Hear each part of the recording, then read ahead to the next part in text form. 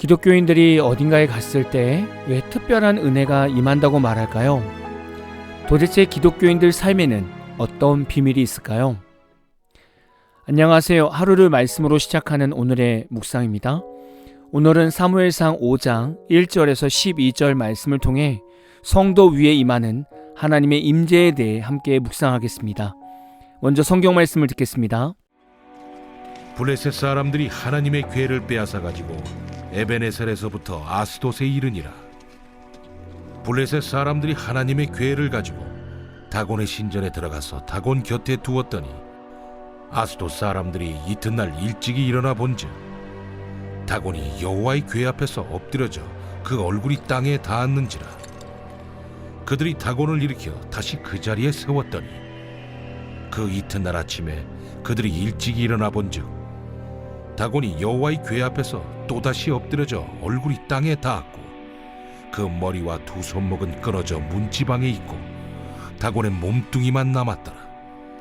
그러므로 다곤의 제사장들이나 다곤의 신전에 들어가는 자는 오늘까지 아스돗에 있는 다곤의 문지방을 밟지 아니하더라.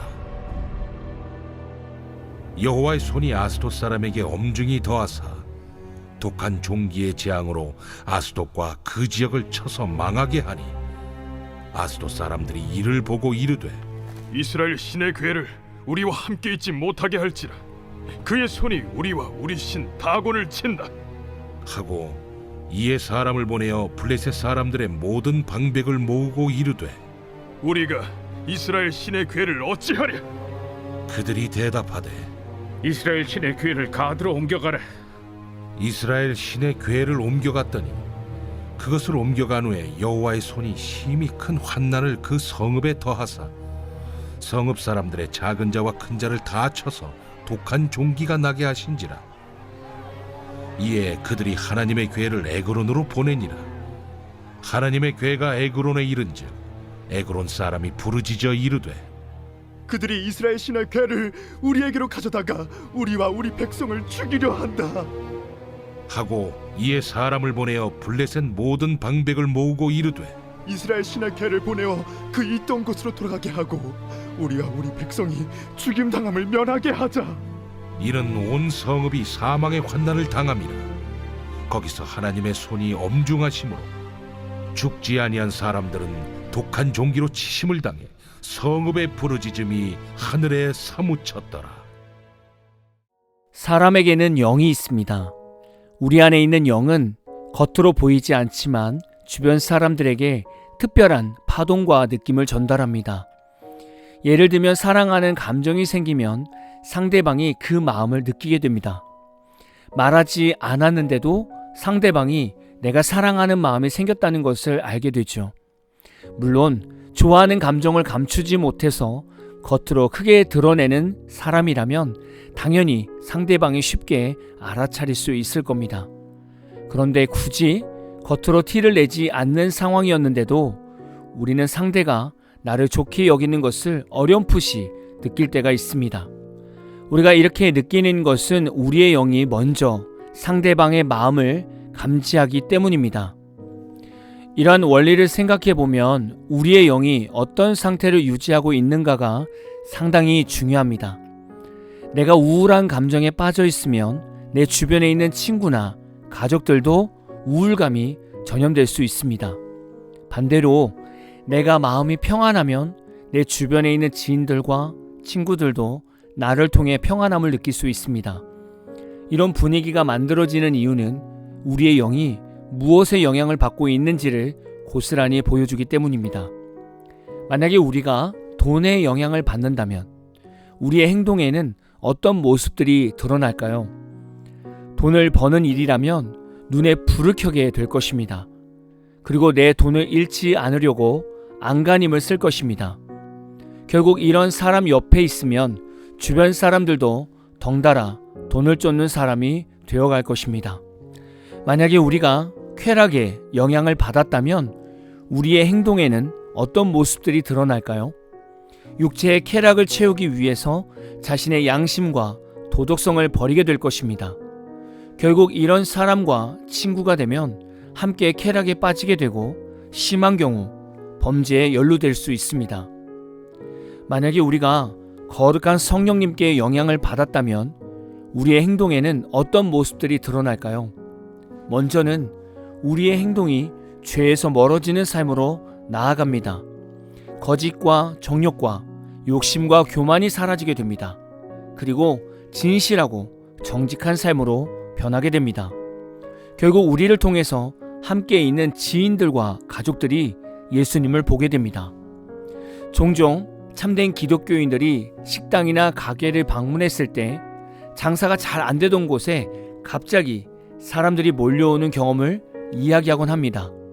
처음 가게에 들어갔을 때에는 손님이 하나도 없었다가 기독교인이 머무는 동안 차츰차츰 다른 손님들도 식당에 오게 되는 것이죠. 세상 사람은 이런 현상을 그저 우연이거나 운이 좋다라고 말합니다. 그러나 기독교인들 삶에서 이런 선한 영향력이 나타나는 것은 우연이 아닙니다. 이것은 하나님의 거룩함이 성도를 통해서 그 장소에 흘러가기 때문입니다. 어두운 방해꾼의 세력이 물러가고 하나님의 평안과 은혜가 그 공간에 머물게 되는 영적인 현상인 것입니다. 오늘 말씀을 보면 이스라엘 백성들이 블레셋과 전쟁을 하다가 패하게 되었고 하나님의 임재를 상징하는 언약궤는 블레셋에게 빼앗기게 되었습니다. 블레셋은 이스라엘 백성들이 믿고 있는 언약궤를 빼앗은 기념으로 언약궤를 자신들의 우상인 다곤의 신전에 가져다 놓았습니다. 그런데 그 다음날 아침에 보니 다곤 신상이 여호와의 언약궤 앞에서 엎드려져 그 얼굴이 땅에 닿은 것입니다. 사람들이 너무 놀라 다곤 신을 다시 일으켜 세워두었습니다. 그 다음날 다시 보니 다곤이 여호와의 궤 앞에서 또다시 엎드려져 얼굴이 땅에 닿았고 이번에는 그 머리와 두 손목은 끊어져 문지방에 있고 다곤의 몸뚱이만 남게 되었습니다. 더 나아가 하나님의 언약궤는 다곤 신상만 친 것이 아니라 아스돗 지역 사람에게 독한 종기 재앙을 내리셨습니다. 그래서 아스돗 사람들은 하나님의 궤를 가드로 옮기게 됐죠. 거기서도 하나님께서 독한 종기가 나게 하셨습니다. 이로 인해 또 하나님의 궤를 에그론으로 보냈습니다. 여기서는 하나님께서 사망의 환난으로 사람들이 죽게 하시고 사망의 환난으로 죽지 않았던 사람은 독종으로 고통받게 하셨습니다. 오늘 말씀에서 이런 일이 왜 일어났습니까? 하나님께서 친히 임재하셔서 하나님의 언약궤를 보호하셨기 때문입니다. 하나님의 임재가 있는 곳에는 우상과 죄악이 떠나가고 하나님의 영광만 드러나게 됩니다. 성도가 예수님을 믿으면 이 엄청난 하나님의 임재가 성도의 삶에 함께하게 됩니다. 그래서 성도는 그저 평범한 일상을 살아가는 것 같지만 우리의 발걸음에는 하나님의 영광이 나타나게 됩니다. 그래서 성도들이 가게에 방문하고 사업을 하려고 할 때 안 풀리던 곳에서 하나님의 은혜로 풀리는 역사가 일어나기도 하고 반대로 사탄이 성도의 삶에 임하는 하나님의 영광을 회방하기 위해 고난과 분란을 일으키기도 하는 것입니다. 여러분의 일상에도 하나님의 임재로 인해 하나님의 영광이 임하게 될 것입니다. 그러므로 무엇보다 먼저 우리가 하나님의 임재가 머무는 성도가 되어야 할 것입니다. 오늘도 우리가 가는 곳마다 하나님께서 동행해 주실 것인데 하나님의 임재 안에서 승리하시는 복된 하루가 다 되시기를 진심으로 축복합니다. 오늘 마무리 찬양은 마커스 워십의 주의 임재 앞에 잠잠해 라는 찬양입니다. 찬양 후에는 잔잔한 연주곡이 있습니다. 말씀을 생각하면서 기도하는 시간을 가져보십시오.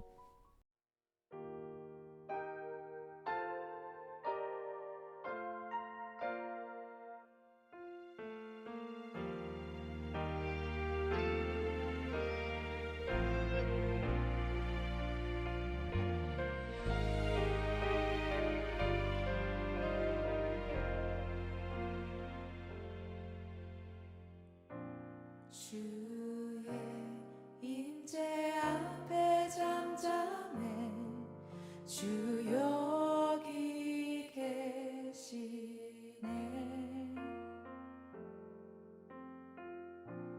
와서 모두 굽혀 경배해 신령과 진리로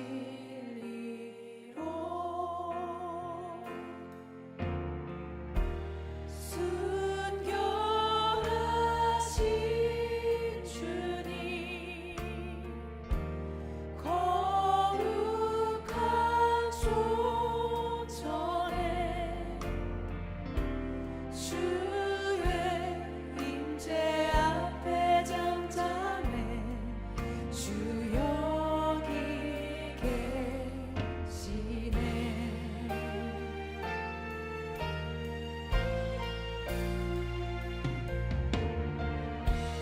주의 영광 앞에 잠잠해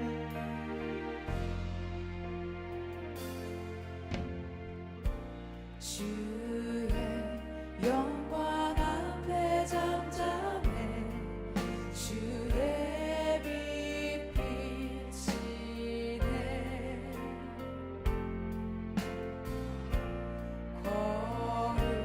거룩한 불 태우시며 영광의 관습에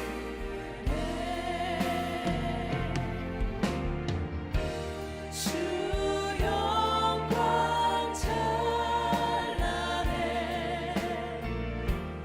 빛 되신 우리 왕 주의 영광 앞에 잠잠해 주의 빛 주 영광 찬란해 주 영광 찬란해 빛 되신 우리 왕 주의 영광 앞에 잠잠해 주의 목소리 높여 고백하겠습니다. 주의 능력 앞에 주의 능력 앞에 잠잠해 주 역사하시네. 주의 사함을 치유하시네. 죄사하고 치유하시는 놀라운 주네.